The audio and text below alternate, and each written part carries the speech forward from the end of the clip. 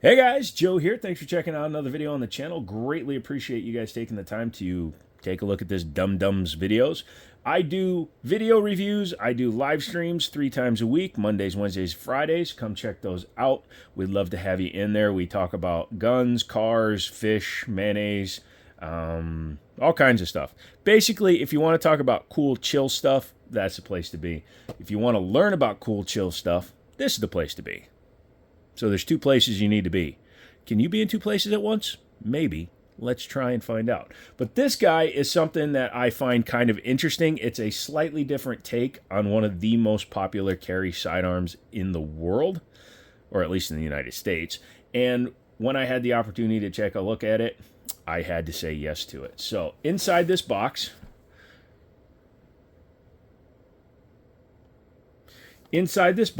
there is a firearm. Oh, look how well that fits in there. Wonder what that's about. This is a Glock 19M. And what does the M stand for? Well, glad you asked. It stands for something. This is actually the FBI-inspired model of the Glock, and there are a lot of differences between a standard Glock 19 and the 19M, and we're going to dive into it right now. Taking a look in the box,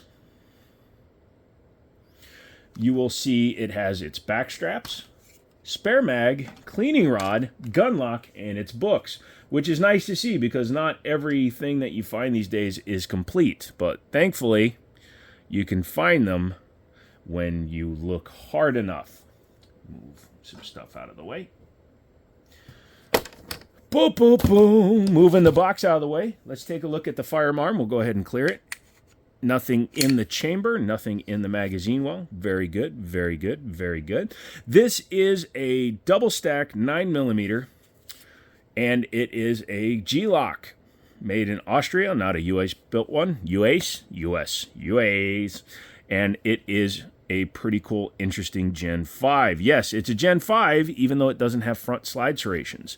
It does have ambidextrous safeties, but as you can see, safeties are a little bit bigger. This is like when you buy the Glock performance upgrade parts. It has the extended slide lock slide release and a slightly enlarged magazine release. Magazines are just your standard Glock fare. Drop free, really easy, but they also went with the front of the mag well being cut just in case you need to strip out a mag. But again, unless you're doing something funky, you should be able to just plop them right out. Has the backstrap system, and just overall pretty solid feel. The 19 is about as small as I personally go because you can see I can get all my fingers on there, even though with the mag cut there, it's a little bit awkward. They put an undercut in the trigger guard to help you get a little bit more meat on the grip. You can actually get these thinned out if you do some custom work. I usually have my Glocks that I keep, like my private Glocks, are all stippled and done up. Has a very, very solid feel. Despite what I tell people about Glocks, they are reliable. They will run. They will do everything you need them to. They will get you home safely. Just, they're not an enthusiast grade gun. They're a duty weapon. So treat it as such and you'll be very happy. Another changes from the factory. It comes with the night sight setup. As you can see, it's got a high vis front with a blacked out rear. So it just has the tritium vials with no markers around them.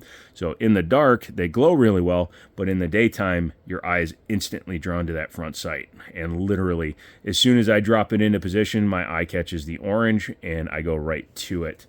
Feels otherwise very solid in the hand, very much your standard Glock. It does have a standard 1913 style pick rail on it. Hang on 1 second. Grab my Warrior Land light. I actually like this company's lights, and they just sent me their new one, which actually locks into the trigger guard on a Glock 17. We'll take a look at that at some point. But as you can see, it is designed to take your standard 1913 pick rail accessories. Allows you to shine a light on things. Yeah. Very good. But yeah, having compatibility with lights, lasers, bazookas, small children with tactical nuclear devices is pretty awesome. The front of the trigger guard is squared off. Some people like that, some people don't. When I'm shooting fast, these days I've changed my grip. I kind of follow Pewview's grip.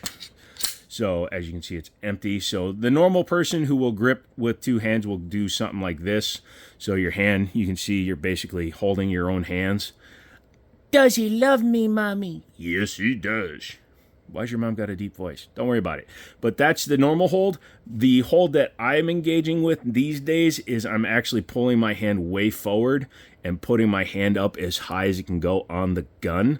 So my finger is basically, this finger is basically hanging off in the middle of nowhere while these fingers are grabbing and holding on. I've started to do the pew view thing where he runs a light on a gun even if he doesn't use it, just so he has somewhere to put his finger. I guess I could grab the front of the trigger guard if I really want to, but that feels a little awkward to me. So basically when I'm shooting fast nowadays, I'm either letting this finger hang off in the middle of nowhere or I'm bracing it on the front of the trigger guard. Very nice though. The only downside to that grip, a lot of people will talk about it. Some people don't understand it, but when your hand is that high up, my palm rests on the slide lock basically. So when I'm on there, I can actually stop the gun from locking back. I don't really care. I will, if, let's say I run all the mag out and I hit that click, I'll just rack it just to make sure. It's kind of like an MP5, you know, when it's out of ammo, you still got to bring it back, lock it open. Same basic thing. Nothing fancy with the barrel or anything like that. It's your standard barrel. It's not like reverse crowned or flushed or anything like that. No problem. Front serrations on the trigger guard and the standard Glock Gen 5 stipple pattern, front, back, and sides. Nice and grippy.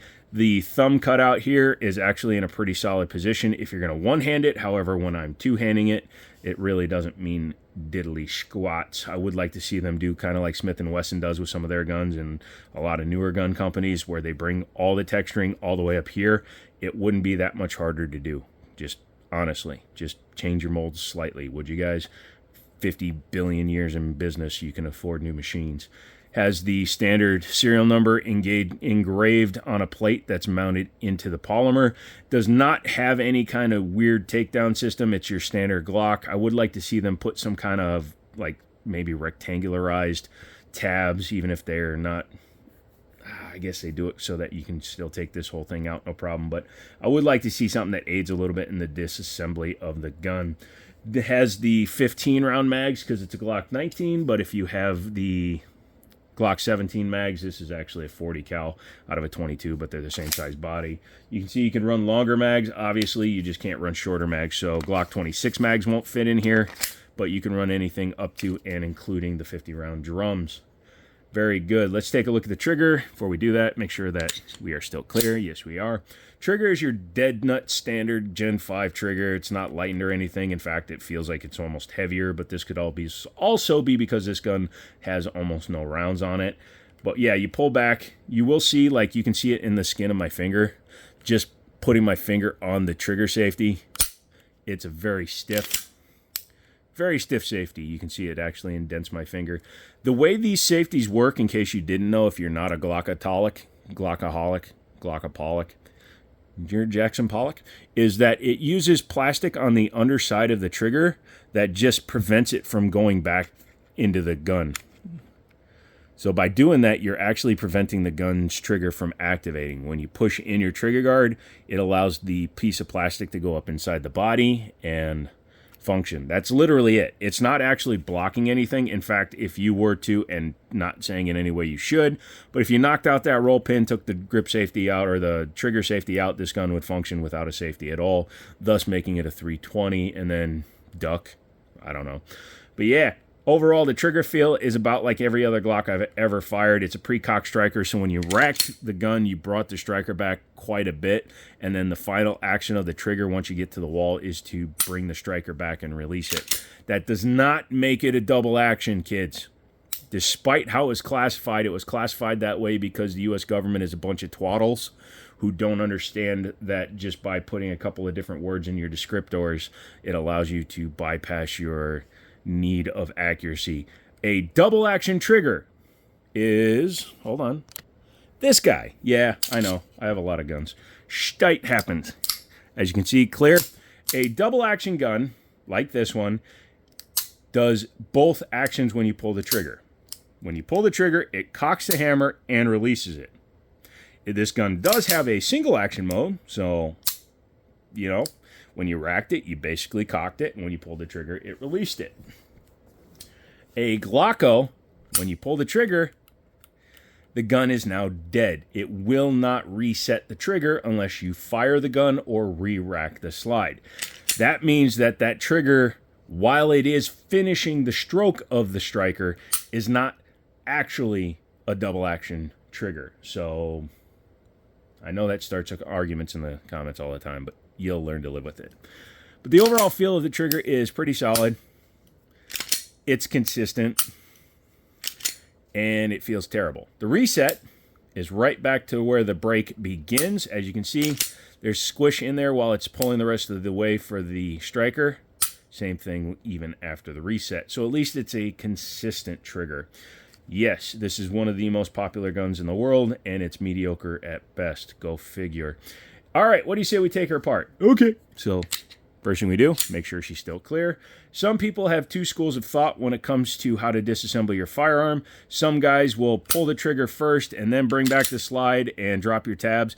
But if you pull it back too far, some models of gun will actually reset. Some models of the 19 or 17 and a couple of them, as soon as you pull it back a little bit, will reset the trigger. So what I like to do is I pull it back a little bit, pull down on my tabs, then pull the trigger.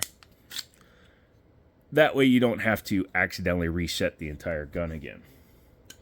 Pulling out the guide rod, as you can see, it is a double captive metal guide rod. And the barrel is your standard. I believe these are DLC'd. I don't think they're PVDs. I think they're DLC'd. But these things last a super long time. Once they get to about $5,000 to $7,000, Terran Tactical. But once you get to 5,000 to 7,000 rounds, then you can really see the coloring coming off. But this thing has virtually no round count through it. And I say that because looking inside, you can see there's barely minimal wear on the inside of the slide. There is your striker. There's your drop safety. Gen 5, went with this tri-topped drop safety, or tri-bottomed, because it's normally sitting like that. But yeah, that is a pretty effective way of running it. It is fine. Yay, kabibbles. The finish on the gun itself is pretty solid. It has changed over the years because it used to be the exact same color as the gun or as the frame, but as you can see, the color no longer matches perfectly. Inside here, you have your lock block. This is a Gen 5, so it's a 2-pin system. So the first one holds the locking block and the slide lock, slide release in place. The rear one holds the rear part of the firing control unit, the cruciform, or the trigger pack, however you want to call it. So removing 2 roll pins allows you to take the entire system apart. Pretty easy, pretty simple. Very light, but again, there's one thing Gaston got right. It was his polymer material. This does not suffer from the fragility of the FNs. Yes, I said it again, and I will say it forever. FN 5 series, trash. FNX, FNH, FNS, FNPs. Those are the ones you want. But yeah, overall, very nice. Let's go ahead and put her back together. Take your slide in your barrel. Doink, doink. Doink, doink, ding, donk, donk, dink, doink, boink. Go ahead and take your double nested guide rod. This is also a recommended upgrade to any Gen 3 that you have. Swap out that plastic guide rod for the metal one. Number one, the recoil will feel a little bit lighter because it's 2 springs versus 1. But number 2, it's going to last longer. Number 2, take your slide and your frame. As you can see, it went together pretty easily. This gun has no additional lube on it, so it's pretty smooth considering it is dry. Go ahead and make sure it works. Put the mag in. Yep, everything is fine. So that is the Glock 19 Gen 5 M. So this is the FBI / ATF / Mr. Mailman's edition of the Glock 19, and it works great. If you have any comments, questions, concerns, go ahead and put those in the comments. Those look really good together, don't they? Give me a shout out. Let me know what you guys have going on. Let me know if you own one of these, if you served with one of these, how well it served. Do they shoot better? I mean, it's got metal sights on it, which I already approve of, and the overall fit and finish is still excellent per Glock quality. The tolerances are trash. The guns are mediocre, but they run. It's kind of hard to say good and bad things at the same time, but here on the Jiminy Show, we figure out how to do anything. Come back for the next video. I love you. I'll talk to you in the next video. And as always, I'll talk to you later.